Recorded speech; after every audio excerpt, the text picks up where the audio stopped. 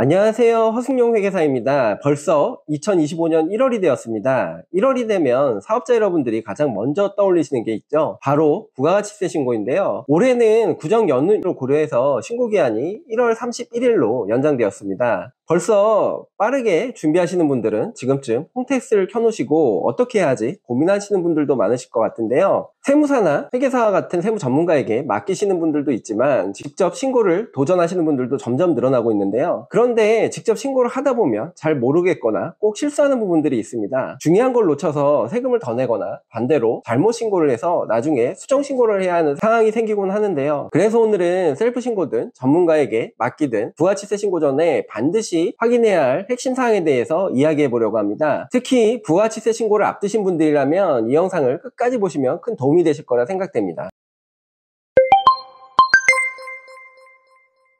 부가치세 신고 준비는 매출과 매입 두 가지 측면으로 나뉘는데요. 먼저 가장 중요한 매출에 대해서 얘기해 보겠습니다. 부가치세 신고에서 가장 큰 실수 중 하나는 바로 매출 누락입니다. 누락된 매출은 나중에 문제가 되면 가산세까지 추가로 부과될 수 있기 때문에 상당히 부담이 될 수 있는데요. 신고 과정에서 매출을 정확히 확인하고 누락 없이 신고하는 게 절세의 기본입니다. 그렇다면 매출의 정확성에 대한 점검은 어떻게 해야 할까요? 매출 누락을 방지하기 위해 세금계산서 발행부터 신용카드 매출 및 현금 영수증 확인까지 단계별로 꼼꼼히 진행되어야 합니다. 지금부터 하나씩 짚어보도록 하겠습니다. 먼저 세금계산서를 발행하는 사업자라면 반드시 기억해야 할 점이 있는데요. 2024년 12월 거래에 대한 세금계산서는 2025년 1월 10일까지 발행되어야 합니다. 만약 이 기한을 넘겨 세금계산서를 발행하게 되면 세금계산서 지연 발행 가산세가 부과될 수 있습니다. 따라서 기한 내에 모든 세금계산서를 발행했는지 꼭 확인해 주시기 바랍니다. 요즘 대부분은 전자세금계산서를 발행하고 있지만 일부 상황에서는 수기세금계산서, 즉 종이세금계산서를 발행하기도 합니다. 혹시 신고 대상 기간 동안 종이세금계산서를 발행하셨다면 이 내역이 신고에서 누락되지 않도록 꼼꼼히 확인하셔야 합니다. 작은 실수 하나가 매출 누락은 물론 가산세로까지 이어질 수 있기 때문에 이번 신고에서는 모든 세금계산서 내역이 빠짐없이 포함되었는지 꼭 점검해 주시기 바라고요. 요즘 사업자분들께서 많이 이용하시는 판매 채널 중 하나가 바로 신용카드 결제나 자사몰, 오픈마켓, 배달 어플과 같은 전자상거래 플랫폼인데요. 이렇게 다양한 판매 채널을 가진 경우에는 부가치세 신고 자료를 누락 없이 정확히 준비하는 것이 정말 중요합니다.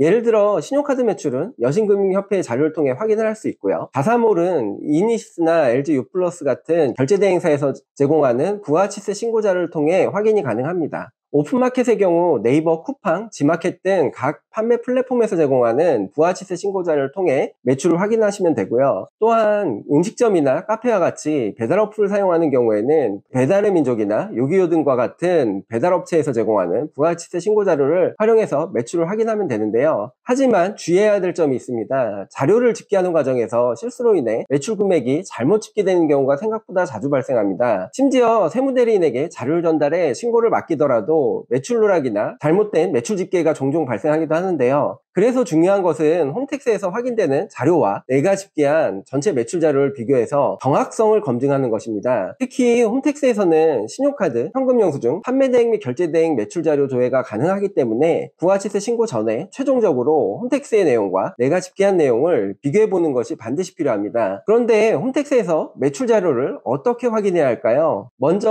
홈택스에 로그인한 후 계산서, 영수증, 카드 메뉴를 클릭해 주시고요. 그 다음 신용카드 매출을 선택하신 후 신용카드, 판매대행, 결제대행 매출 자료를 조회하시면 됩니다. 이 화면에서는 두 가지 주요 정보를 확인할 수 있는데요. 현금영수증 매출을 제외한 신용카드 및 판매대행, 결제대행 매출의 분기별 합계와 월별 신용카드 매출 자료와 판매대행, 결제대행 업체별 매출 내역입니다. 하지만 주의할 점이 있는데요. 홈택스에서 제공하는 판매대행, 결제대행 매출 자료에는 현금영수증 매출이 포함되어 있지 않다는 점입니다. 따라서 현금영수증 매출은 현금영수증 가맹점 메뉴에서 현금영수증 매출 내역 조회를 클릭해서 따로 조회해야 된다는 점을 꼭 기억해 주시기 바랍니다. 이제부터 정말 중요한 부분인데요. 이렇게 홈택스에서 확인한 매출 자료와 내가 집계한 매출 자료가 일치하는지 꼭 비교해야 합니다. 만약 큰 차이가 없다면 신고를 진행하셔도 괜찮지만 차이가 발생한다면 반드시 원인을 찾아야 합니다. 예를 들어 홈택스 자료와 내가 집계한 자료 간의 차이는 보통 두 가지 이유 때문에 발생하는데요. 하나는 각 플랫폼에서 부가치세 신고 자료를 집계하는 과정에서 특정 판매 플랫폼 매출이 집계에서 누락되는 경우가 있고요. 두 번째는 일부 판매 플랫폼 매출이 홈택스 자료에 반영되지 않는 경우입니다. 이러한 상황이 발생하게 되면 홈택스 자료와 각 플랫폼별 매출 데이터를 하나씩 비교해서 문제의 원인을 파악해야 되는데요. 이 과정은 매우 번거로울 수 있지만 매출 누락으로 인해 나중에 발생할 수 있는 불이익을 막을 수 있다는 점을 고려한다면 반드시 확인이 필요합니다. 참고로 이번 홈택스 공지 내용에 따르면 올해는 판매대행, 결제대행 자료가 1월 16일부터 확인이 된다고 하니까 1월 16일 이후에 꼭 한번 체크해 주시기 바랍니다. 매출 신고 관련해서 마지막으로 꼭 확인해야 할 사항이 바로 현금 매출입니다. 고객으로부터 현금으로 직접 받거나 무통장 입금으로 처리된 매출이 있다면 이 부분을 신고해서 누락하지 않도록 주의해 주셔야 하는데요. 현금 매출은 전자적인 기록이 없기 때문에 쉽게 놓칠 수 있는 부분이지만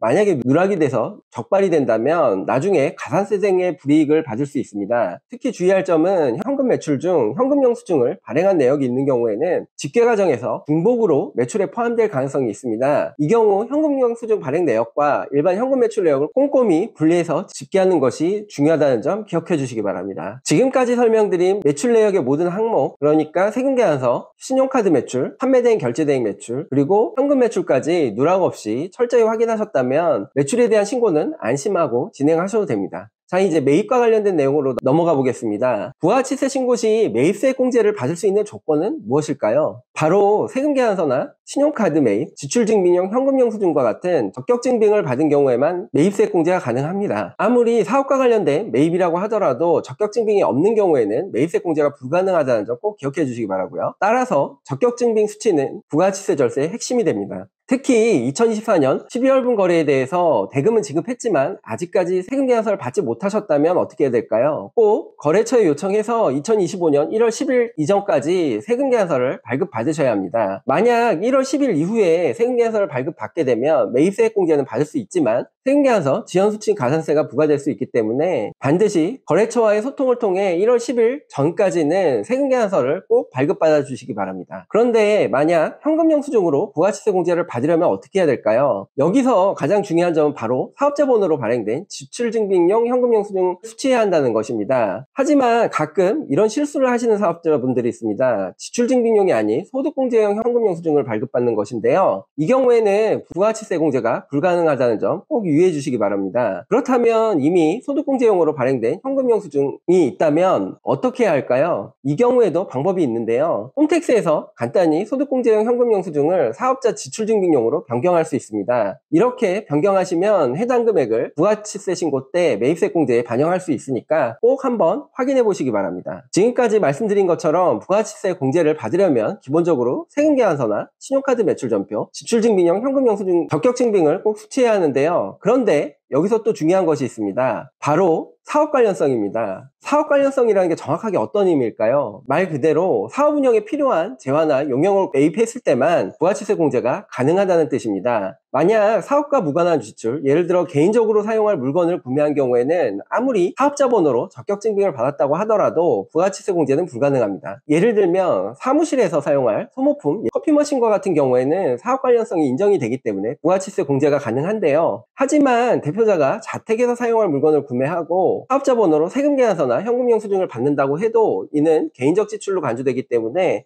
부가치세 공제가 되지 않습니다. 사업 관련성 여부는 나중에 국세청에서 부가치세 공제에 대한 사후 검증 시 중요한 판단 기준이 되기 때문에 이 부분 꼭 주의해 주시기 바라고요. 그런데 사업용 매입도 무조건 공제가 되는 것은 아닙니다. 사업을 위해 매입한 경우라고 하더라도 세법에 따라서 부가치세 공제가 되지 않는 항목들이 있는데요. 부가치세 신고 시 이런 항목들을 공제 신청하지 않도록 주의하는 것이 중요한데요. 첫 번째로 접대비와 관련된 매입인데 대표적으로 거래처 접대를 위해 선물을 구매하거나 식사를 한 경우 생각해 볼 수 있습니다. 이 경우에는 적격증빙을 받았다고 하더라도 거래처 접대비로 지출된 비용은 부가치세 공제가 불가능합니다. 따라서 접대비 관련 비용은 매입세 공제 항목에 포함되지 않도록 주의해 주시기 바라고요. 두 번째로는 업무용 승용차 관련 비용이 있는데요. 업무용 승용차를 구매하거나 렌탈, 리스하거나 업무용 승용차를 유지하기 위해 지출된 비용도 대부분 부가치세 공제 대상이 아닙니다. 특히 화물차나 9인승 이상의 승합차, 경차 등을 제외한 승용차의 경우 구매비용, 렌탈비, 리스료, 그리고 유류비 등과 같은 유지비에 대한 부가치세 공제가 불가능합니다. 따라서 업무용 승용차 관련 매입을 신고할 때는 이 점 꼭 기억해 주시기 바라고요. 세 번째는 여객 운송업 관련 비용입니다. 항공권이나 KTX와 같은 열차 운임, 고속버스 요금이나 택시비 등 여객 운송업과 관련된 매입 역시 공제가 되지 않습니다. 적격 증빙을 제대로 수취했다고 하더라도 부가가치세 공제 대상에서 제외되기 때문에 특히 업무상 택시비와 같은 여비교통비 지출이 많으신 사업자분들은 해당 항목 공제 신청하지 않도록 유의해 주시기 바랍니다. 네 번째는 해외 운송비인데요. 특히 수출 관련 사업을 하시는 분들 중에 우체국 EMS나 페덱스, DHL과 같은 해외 운송 서비스를 이용하시는 경우가 많으실 텐데요. 해외 운송 용역에 대한 매입 비용은 부가가치세 공제가 되지 않습니다. 그 이유는 간단한데요. 우체국 등에서 제공하는 해외 운송 용역에 부가가치세 영세율이 적용되기 때문에 애초에 부가가치세가 부과되어 있지 않습니다. 따라서 해외 운송비를 신용카드로 결제했다고 하더라도 부가가치세 공제 대상이 아니기 때문에 공제나 환급 신청을 할 수 없습니다. 특히 해외 수출하시는 분들께서는 이 점 꼭 유의해 주시기 바라고요. 실제로 이 내용을 잘 몰라서 부가가치세 공제나 환급을 신청하셨다가 나중에 부가가치세 수정 신고를 하시는 경우를 종종 보게 되는데요. 따라서 해외 운송 용역에 대한 비용은 부가가치세 신고 시 매입세 공제 항목에 포함시키지 않도록 주의해 주시기 바랍니다. 마지막으로 면세사업자나 간이과세자로부터 매입한 경우 부가가치세 공제가 되지 않습니다. 면세사업자나 직전 연도 매출액 4,800만 원 미만인 간이과세자로부터 재화나 용역을 구매한 경우 부가가치세 공제가 되지 않는 것인데요. 먼저 면세사업자인 경우를 살펴보면 대표적으로 농산물, 수산물 등을 판매하는 사업자가 면세사업자에 해당됩니다. 면세사업자는 부가가치세 납부가 면제되기 때문에 이들로부터 구매한 물건이나 서비스에는 부가가치세가 붙지 않습니다. 따라서 면세사업자로부터 매입한 경우에는 부가가치세 공제를 받을 수 없다는 점 기억해 주시기 바라고요. 다음으로는 간이과세자의 경우인데요. 간이과세자는 크게 직전연도 매출액 4,800만 원 미만인 간이과세자와 4,800만 원 이상인 간이과세자로 나뉩니다. 직전연도 4,800만 원 미만인 간이과세자는 세금계산서를 발행할 수 없는데요. 따라서 이런 간이과세자로부터 현금영수증이나 신용카드 매입을 하더라도 부가가치세 공제를 받을 수 없다는 점 꼭 유의해 주시기 바라고요. 그런데 내가 거래한 사업자의 과세 유형을 어떻게 확인할 수 있을까요? 홈택스에서 신용카드 사용 내역을 다운로드 받아보면 가맹점 유형이 법인사업자, 일반과세자, 간이과세자, 면세사업자로 이렇게 구분돼서 표시가 됩니다. 또는 홈택스에서 사업자 상태 조회 메뉴에서 거래처에 사업자 등록번호를 입력하면 해당 사업자가 세금계산서 발행이 가능한 간이과세자인지 발행이 불가능한 간이과세자인지 확인할 수 있다는 점 참고해 주시기 바라고요. 마지막으로 사업과 관련된 매입이지만 다른 사람 명의의 신용카드를 사용한 경우 부가가치세 매입세액 공제가 가능한지에 대해 많이 질문하시는데요. 결론부터 말씀드리자면 가족이나 직원 명의 신용카드나 체크카드를 사용한 경우라면 해당 카드로 사업과 관련된 매입을 하고 신용카드 매출점표를 발급받았다면 사업자 본인 명의 카드가 아니더라도 부가가치세 공제가 가능합니다. 그런데 만약 가족이나 직원이 아닌 제3자의 명의로 된 신용카드를 사용한 경우에는 부가가치세 공제가 불가능하다는 점 꼭 기억해 주시기 바랍니다. 따라서 사업과 관련된 제출은 가급적 사업자 본인 명의의 신용카드나 체크카드를 사용해 주시고요. 불가피한 경우에만 직원이나 가족 명의의 카드를 사용해 주시는 것이 좋다는 점 기억해 주시기 바랍니다. 지금까지 부가가치세 신고 시 체크해야 되는 사항에 대해 설명을 드렸는데요. 부가가치세 신고는 단순한 세금 납부가 아니라 사업의 방향성과 절세 혜택을 결정짓는 중요한 과정입니다. 매출 누락 방지나 적격 증빙 확인,